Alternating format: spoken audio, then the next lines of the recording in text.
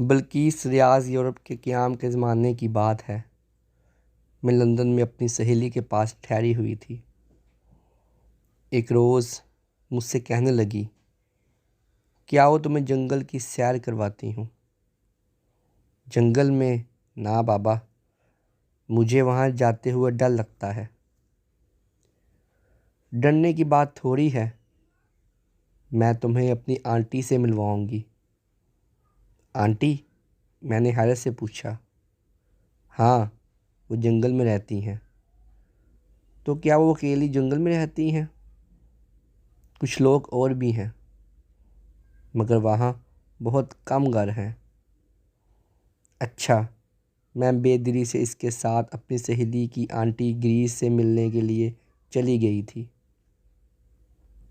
1 گھنٹے کی ڈرائیو پر جنگل آ گیا تھا۔ ہم دونوں ایک چھوٹے سے گھر میں آنٹی گریس کو ڈھونڈنے لگی تھیں۔ وہ باورچی خانے میں چائے کا اہتمام کر رہی تھیں۔ شاید انہیں ہماری آمد کی اطلاع مل چکی تھی۔ وہ خوشی خوشی باورچی خانے سے نکل کر ہم دونوں سے ملی۔ آنٹی گریس، یہ میری دوست پاکستان سے آئی ہے۔ ویلکم مائی ڈارلنگ، انہوں نے میرا منہ چومتے ہوئے کہا۔ ہم دونوں اس وقت لانگ روم میں بیٹھی تھیں۔ آنٹی گریس چائے بنا کر لے آئی تھی، ساتھ چاکلیٹ اور بسکٹ بھی تھے۔ چائے پیتے ہوئے میں نے سارے گھر کا جائزہ لینا شروع کر دیا تھا۔ سنسان گھر، اور وہ بھی اس گھنے جنگل میں 3-4 گھروں میں سے ایک تھا۔ کچھ فاصلے پر 3-4 گھر اور بھی تھے۔ اکثر شکاری وہاں آ کر ٹھہرتے تھے۔ ان گھروں میں سوائے چوکیداروں کے اور کوئی نہیں رہتا تھا، مگر یہ بوڑھی خاتون اتنی بہادر تھی کہ وہ اکیلی اس گھر میں رہ رہی تھی۔ سارے گھر میں سناٹا چھایا ہوا تھا۔ مجھ سے رہا نہ گیا اور میں نے پوچھ ہی لیا تھا، آنٹی، آپ اکیلی اس گھر میں رہتی ہیں، بچے نہیں ہیں کیا؟ بچے 2 ہیں۔ اچھا، تو کدھر ہیں؟ ان کی شادیاں ہو چکی ہیں، اپنے اپنے گھروں میں مصروف ہیں، کبھی کبھار آ جاتے ہیں۔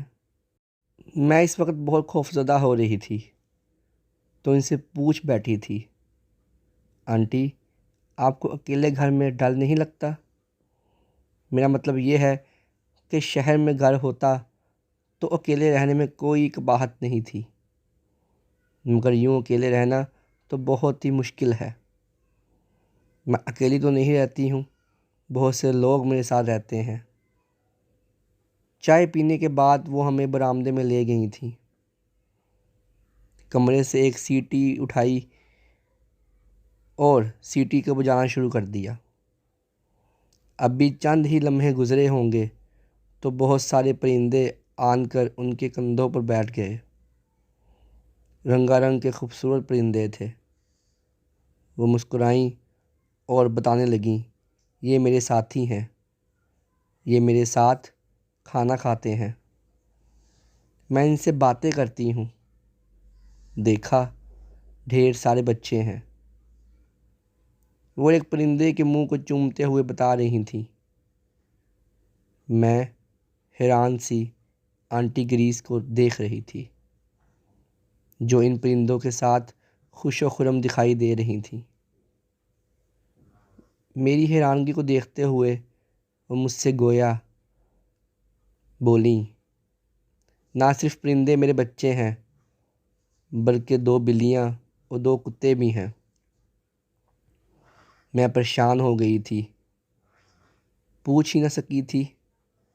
اس گھنے جنگل میں اکیلے رہنا، اور وہ بھی بوڑھی خاتون کا، یہ بات میرے لیے بہت ہی حیران کن تھی۔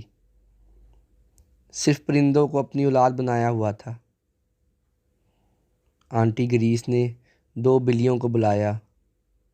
وہ چپ چاپ آ کر ان کے قریب بیٹھ گئی تھیں۔ کتے اس وقت کہیں گھوم پھر رہے تھے۔ آنٹی، یہ جانور یعنی کتے اور بلیاں آپس میں لڑائی نہیں کرتے؟